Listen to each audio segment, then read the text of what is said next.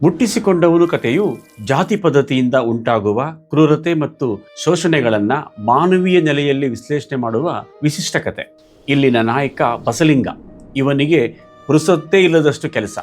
ತನ್ನ ವ್ಯವಹಾರದಲ್ಲಿ ಇರುವ 2 ಎತ್ತುಗಳಲ್ಲಿ ಒಂದು ಸರಿಯಾಗಿ ಕೆಲಸ ಮಾಡೋದಿಲ್ಲ, ಮಲಗಿಬಿಡುತ್ತೆ. ಹಾಗಾಗಿ ಅವನು ಆ ಎತ್ತುಗಳನ್ನು ವಿನಿಮಯ ಮಾಡಿಕೊಂಡು ಹೊಸ ಎತ್ತುಗಳನ್ನು ತೆಗೆದುಕೊಳ್ಳುವ ಚಿಂತೆಯಲ್ಲಿದ್ದಾನೆ. ಇದರ ಜೊತೆಗೆ ಅವನ ಮಗುವಿಗೆ ಅನಾರೋಗ್ಯ.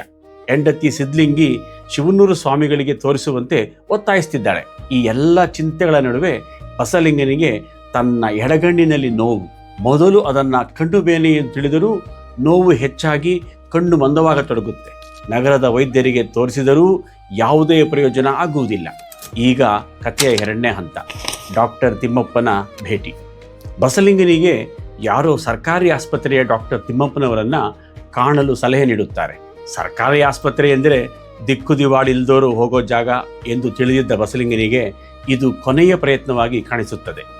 ಡಾಕ್ಟರ್ ತಿಮ್ಮಪ್ಪನವರು ಬಿಡುವಿಲ್ದಿದ್ದರೂ ವಿಶ್ವಾಸ ತುಂಬಿದ ಮಾತುಗಳಿಂದ ಬಸಲಿಂಗನನ್ನು ಪರೀಕ್ಷಿಸಿ ಅವನ ಕಷ್ಟಗಳನ್ನೆಲ್ಲ ಕೇಳಿ ಕಣ್ಣು ಸರಿ ಹೋಗುತ್ತೆ, ಆದರೆ ಆಪರೇಷನ್ ಆಗಬೇಕು ಎಂದು ಹೇಳ್ತಾರೆ. ತಿಮ್ಮಪ್ಪನವರು ಅನುಭವಿ ವೈದ್ಯರಾಗಿದ್ದು ಕೆಲವೇ ನಿಮಿಷಗಳಲ್ಲಿ ಆಪರೇಷನ್ ಮುಗಿಸಿ ಬಸಲಿಂಗನಿಗೆ ಒಂದು ಮುಖ್ಯ ಎಚ್ಚರಿಕೆ ನೀಡುತ್ತಾರೆ. ಇದು ಸೂಕ್ಷ್ಮವಾದ ಆಪರೇಷನ್, ನೀನು 2 ವಾರ ತಲೆಗೆ ನೀರನ್ನು ಸೋಂಕಿಸಬಾರದು, ನೀರು ಬಿದ್ದರೆ ಕಣ್ಣು ಕೆಟ್ಟು ಹೋಗೋ ಅಪಾಯ ಇದೆ, ಇದನ್ನು ಸರಿಯಾಗಿ ನೆನ್ಪಿಟ್ಕೋ ಅಂತಾರೆ. ಈಗ ಕಥೆಯ 3ನೇ ಹಂತ, ಜಾತಿ ಪ್ರಜ್ಞೆ ಮತ್ತು ಸುಳ್ಳು. ಬಸಲಿಂಗ ಮನೆಗೆ ಹೋದಾಗ ಸಿದ್ಲಿಂಗಿಯು ತಿಮ್ಮಪ್ಪನವರು ಹೊಲೆಯರು ಅಂದರೆ ಕೆಳಜಾತಿಯವರು ಎಂದು ತಿಳಿದು ದೊಡ್ಡ ರಾದ್ಧಾಂತವನ್ನೇ ಎಬ್ಬಿಸುತ್ತಾಳೆ. ಡಾಕ್ಟರ್ ಮುಟ್ಟಿದ್ದರಿಂದ ಆಗಿರುವ ಸೂತಕವನ್ನು ಪರಿಹರಿಸಲು ಬಸಲಿಂಗ ಮೈ ತೊಳೆದುಕೊಳ್ಬೇಕು ಎಂದು ಸಿದ್ಲಿಂಗಿ ಒತ್ತಾಯಿಸ್ತಾಳೆ. ತಿಮ್ಮಪ್ಪನವರ ಎಚ್ಚರಿಕೆಯನ್ನು ಮರೆತು ಸಿದ್ಲಿಂಗಿ ಬಸಲಿಂಗನಿಗೆ ತಲೆಗೆ ನೀರು ಬೀಳದಂತೆ ಬಿಸಿ ನೀರಿನ ಸ್ನಾನ ಮಾಡಿಸುತ್ತಾಳೆ.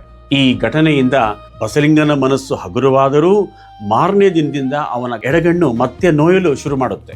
ಇಕ್ಕಟ್ಟಿಗೆ ಸಿಲುಕಿದ ಬಸಲಿಂಗ ತಿಮ್ಮಪ್ಪನವರನ್ನು ಬಿಟ್ಟು ಬೇರೆ ಎಲ್ಲ ಡಾಕ್ಟರ್ಗಳಿಗೆ ಕಣ್ಣು ತೋರಿಸಿ ವಿಫಲನಾಗಿ ಕೊನೆಗೆ ತಿಮ್ಮಪ್ಪನವರ ಬಳಿಗೆ ಹೋಗುತ್ತಾನೆ. ಡಾಕ್ಟರ್ ಕೇಳಿದಾಗ ತಾನು ತಲೆಗೆ ನೀರು ಸೋಂಕಿಸಿಯೇ ಇಲ್ಲ ಎಂದು ಸುಳ್ಳು ಹೇಳುತ್ತಾನೆ. ಬಸಲಿಂಗ ಹೇಳುವಾಗ ನಡುಗುತ್ತಿರೋದನ್ನು ಗಮನಿಸಿದ ತಿಮ್ಮಪ್ಪ, ಬಸಲಿಂಗಪ್ಪ ನೀನು ತುಂಬ ಒಳ್ಳೆಯವನು, ಆದದ್ದು ಆದ ಹಾಗೆ ಹೇಳು ಎಂದು ತಣ್ಣಗೆ ಹೇಳುತ್ತಾರೆ. ಸುಳ್ಳು ಹೇಳಿದ್ದ ಬಸಲಿಂಗನು ಯಾಂತ್ರಿಕವಾಗಿ ಆದದ್ದೆಲ್ಲವನ್ನೂ ಹೇಳಿದಾಗ ತಿಮ್ಮಪ್ಪ 2ನೇ ಆಪರೇಷನ್ನಿಂದ ಪ್ರಯೋಜನ ಇಲ್ಲ ಎಂದು ಹೇಳಿ ಔಷಧಿ ಕೊಡ್ತಾರೆ. ಈಗ ಕಥೆಯ 4ನೇ ಹಂತ, ಅಹಂಕಾರದ ಬೆಳವಣಿಗೆ ಮತ್ತು ದುರಂತ. ತನ್ನ ಕಣ್ಣು ಹೋಗಲು ತಿಮ್ಮಪ್ಪನವರೇ ಕಾರಣ ಎಂದು ತಿಳಿದು ಬಸಲಿಂಗ ಅವರ ಬಗ್ಗೆ ಸಿಟ್ಟು ಬೆಳೆಸಿಕೊಳ್ಳುತ್ತಾನೆ. ತಿಮ್ಮಪ್ಪನವ್ರನ್ನ ಟೀಕಿಸುತ್ತಾ ವಿಷಯಗಳನ್ನು ತಿರುಚಿ ತಾನೇ ಹೇಳಿದ ಸುಳ್ಳು ಸತ್ಯ ಎಂದು ನಂಬತೊಡಗುತ್ತಾನೆ. ಅವನ ಮುಗ್ಧತೆ ನಾಶವಾಗಿ ಉಡಾಫೆಯ ಅಹಂಕಾರದ ನಿರ್ಲಕ್ಷ್ಯದ ಮಾತುಗಾರಿಕೆ ಕಲಿಯಲು ಶುರು ಮಾಡುತ್ತಾನೆ. ಎಡಗಣ್ಣಿನ ನೋವು ಪೂರ್ತಿಯಾಗಿ ಹೊರಟು ಹೋದ ಮೇಲೆ ಬಲಗಣ್ಣಿನಲ್ಲಿ ನೋವು ಕಾಣಿಸಿಕೊಳ್ಳುತ್ತದೆ. ಈ ಬಾರಿ ಅವನು ಇನ್ನಷ್ಟು ಧೈರ್ಯ ಅಹಂಕಾರ ತಂದುಕೊಂಡು ಲಿಂಗಾಯತ ರಾಜಕಾರಣಿ ರುದ್ರಪ್ಪನನ್ನು ಕರೆದುಕೊಂಡು ಹಲವಾರು ಡಾಕ್ಟರ್ಗಳ ಬಳಿ ಅಲಿಯುತ್ತಾನೆ. ಆ ಡಾಕ್ಟರ್ಗಳು ತಿಮ್ಮಪ್ಪನವರನ್ನು ಟೀಕಿಸ್ತಾರೆ, ಆದರೆ ರೋಗ ವಾಸಿ ಮಾಡೋಕ್ಕಾಗೋದಿಲ್ಲ ಅವ್ರ ಕೈಯಲ್ಲಿ. ಕೊನೆಗೆ ಬಸಲಿಂಗ ತನ್ನ ಹಳೆಯ ಉಡಾಫೆ ಶೈಲಿಯಲ್ಲೇ ತಿಮ್ಮಪ್ಪನವರನ್ನು ಮತ್ತೆ ನೋಡಿದಾಗ ತಿಮ್ಮಪ್ಪ ನೋವಿನಿಂದಲೇ, ನಾನು ನಿನ್ನನ್ನು ಮುಟ್ಟಿದ್ದು ಡಾಕ್ಟರ್ ಆಗಿ, ಆದರೆ ನಿನ್ನಂಥ ಮುಗ್ಧ ಮನುಷ್ಯನಲ್ಲಿ ಕೂಡ ಈ ಮುಟ್ಟುವಿಕೆ ನಾನು ಊಹಿಸದೇ ಇದ್ದುದನ್ನು ಮಾಡಿದೆ ಎಂದು ಹೇಳಿ ಇನ್ನೊಬ್ಬ ಡಾಕ್ಟರ್ ಚಂದ್ರಪ್ಪನವರನ್ನು ನೋಡಲು ಸಲಹೆ ನೀಡುತ್ತಾರೆ. ಬಸಲಿಂಗ ಚಂದ್ರಪ್ಪನವರ ಜಾತಿಯನ್ನು ತಿಳಿದುಕೊಂಡು ಅದು ತಿಮ್ಮಪ್ಪನ ಜಾತಿಯಷ್ಟು ಕೆಟ್ಟದಾಗಿಲ್ಲದ್ದು ಎಂದು ಅಲ್ಲಿ ಹೋದರೂ ಅಲ್ಲಿ ಚಂದ್ರಪ್ಪನವರು, ಡಾಕ್ಟರ್ ತಿಮ್ಮಪ್ಪ ನಮ್ಮ ವೈದ್ಯ ಲೋಕ ಬಲ್ಲ ಅತ್ಯಂತ ಪ್ರಾಮಾಣಿಕ ಪ್ರತಿಭಾವಂತ ಡಾಕ್ಟ್ರು, ನೀನು ಅವರನ್ನು ನೋಡಿದ್ರೆ ಮಾತ್ರ ಇರುವ ಒಂದು ಕಣ್ಣು ಉಳಿಯುತ್ತೆ ಎಂದು ಸ್ಪಷ್ಟವಾಗಿ ಹೇಳುತ್ತಾರೆ. ಈಗ ಕಥೆಯ ಕೊನೆಯ ಹಂತ, ಪಶ್ಚಾತ್ತಾಪ ಮತ್ತು ಮುಗ್ಧತೆಯ ಮರುಕಳಿಕೆ. ಬಲಗಣ್ಣಿನ ನೋವು ಭೀಕರವಾಗಿ ದೃಷ್ಟಿ ಮಂದವಾಗುತ್ತಿದ್ದಂತೆ ಬಸಲಿಂಗನಿಗೆ ತನ್ನ ಸುಳ್ಳು, ಉಡಾಫೆ ಮತ್ತು ಜಾತಿ ಪ್ರಜ್ಞೆ ಈ ಎಲ್ಲ ನೋವುಗಳು ದೈಹಿಕ ನೋವನ್ನು ಮೀರಿ ಹಿಂಸೆ ಕೊಡುತ್ತೆ. ತಿಮ್ಮಪ್ಪನವರ ಪ್ರೀತಿ ತುಂಬಿದ ಮುಖ ಮತ್ತು ವಿಶ್ವಾಸಪೂರ್ಣ ಬೆರಳುಗಳು ನೆನಪಾಗುತ್ತವೆ. ನೇರವಾಗಿ ತಿಮ್ಮಪ್ಪನವರ ಬಳಿಗೆ ಓಡಿದ ಬಸಲಿಂಗನು ಅವರ ಕೈ ಹಿಡಿದುಕೊಂಡು ಗಟ್ಟಿಯಾಗಿ ಅಳತೊಡಗುತ್ತಾನೆ.